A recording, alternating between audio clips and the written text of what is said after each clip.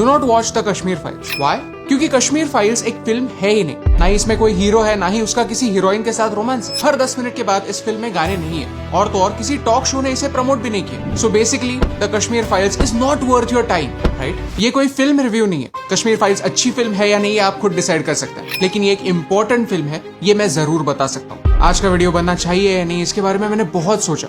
ये वीडियो बनाना मेरे लिए बहुत डिफिकल्ट। क्यों? इस वीडियो के एंड तक आप समझ ही जाएंगे, बट आई फेल्ट ये वीडियो बनाना जरूरी है, क्योंकि द कश्मीर फाइल सिर्फ एक फिल्म नहीं, एक सच है जो आप तक पहुंचना जरूरी है। और वो सच ये कि हम एक कंफर्टेबल दुनिया में रहना चाहते हैं। छोड़ो कल की बातें, कल की बात पुरानी, इस नारे पर हम विश्वास रखते हैं, लेकिन ये समझ नहीं पाते कि कुछ घाव सिर्फ वक्त के साथ नहीं भरते। द कश्मीर फाइल्स 2 दिनों की कहानी है। एक आज का दिन जिसमें आप और मैं जी रहे हैं, और दूसरा वो दिन 19 जनवरी 1990 जिसमें कश्मीरी पंडित आज भी जी रहे हैं। वो दिन जिस दिन उन्हें अपने ही घर से बंदूक की नोक पर धक्के मार मार कर बाहर निकाल दिया। Let me tell you, the Kashmir Files एक फिल्म है ही नहीं, क्योंकि इसमें कोई हीरो नहीं, बल्कि सारे के सारे विलेंस।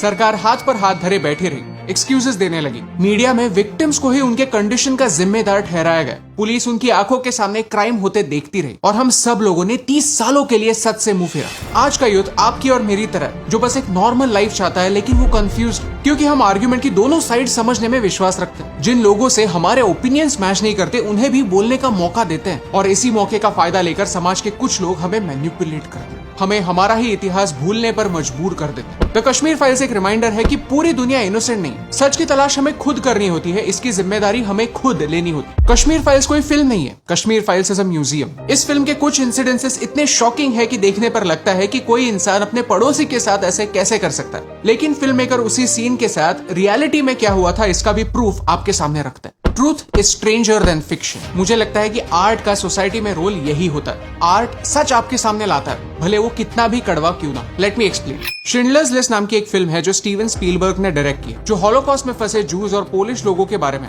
इसे अकेडमी अवार्ड मिला था, और IMDb पर जाए तो आज भी ये one of the greatest movies ever made की लिस्ट में आती है, क्योंकि सिनेमा का इस्तेमाल करके फिल्म मेकर इतिहास को जिंदा रखता है, उस जनरेशन तक जूइश लोगों की पीड़ा को पहुंचाता है जो लकीली आज वो एक्सपीरियंस नहीं करने पाते। So please do not allow the Holocaust to remain a footnote in history. Please teach this in your schools. मैं जूइश लोगों को सल्यूट करता हूँ, क्योंकि दूसरे महायुद्ध के इतने सालों बाद भी उन्होंने अपने सच को जिंदा रखा। क्यों?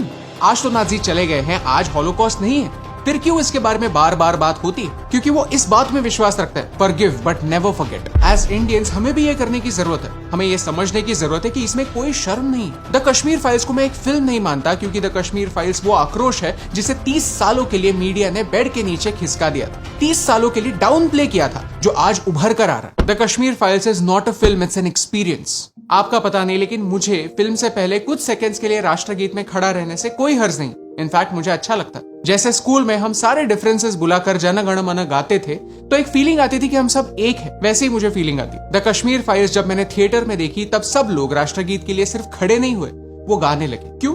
क्या उन्हें किसी ने 200 रुपए दिए थे, बिरयानी दी थी, या पॉपकॉर्न फ्री में खिलाए थे? वो आवाज दिल से आ रही थी।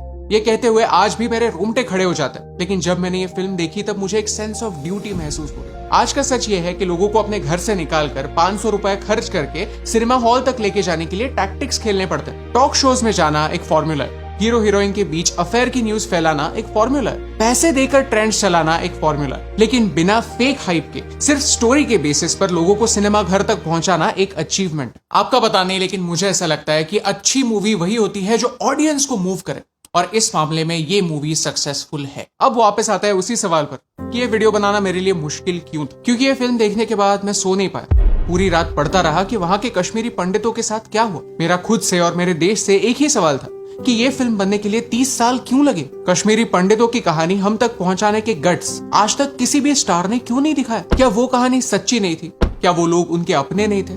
किस बात का डर था? वर्ल्ड में सबसे ज्यादा फिल्म्स हमारे भारत में बनती है, वही घिसी पिटी कहानी बार बार रिसाइकिल करके हमें दिखाई जाती। तो ये कहानी छुपाई क्यों गई? क्या इस पर रिसर्च करना किसी ने इंपॉर्टेंट नहीं समझा? इन दी एंड मुझे यही कहना है कि जिन लोगों को कश्मीरी जेनोसाइड के बारे में पता है, उन्हें ये फिल्म देखनी चाहिए, और जिन लोगों को कश्मीरी जेनोसाइड के बारे में नहीं पता, उन्हें ये फिल्म जरूर देखनी चाहिए। इस फिल्म को देखने के बाद लोगों के रिएक्शंस देखने चाहिए, और खुद को सवाल पूछना चाहिए, क्या ये रिएक्शन, ये आंसू प्रोपेगेंडा है, या एक ऐसा सच है जो पिछले 30 सालों से अंदर ही अंदर घुटा हुआ।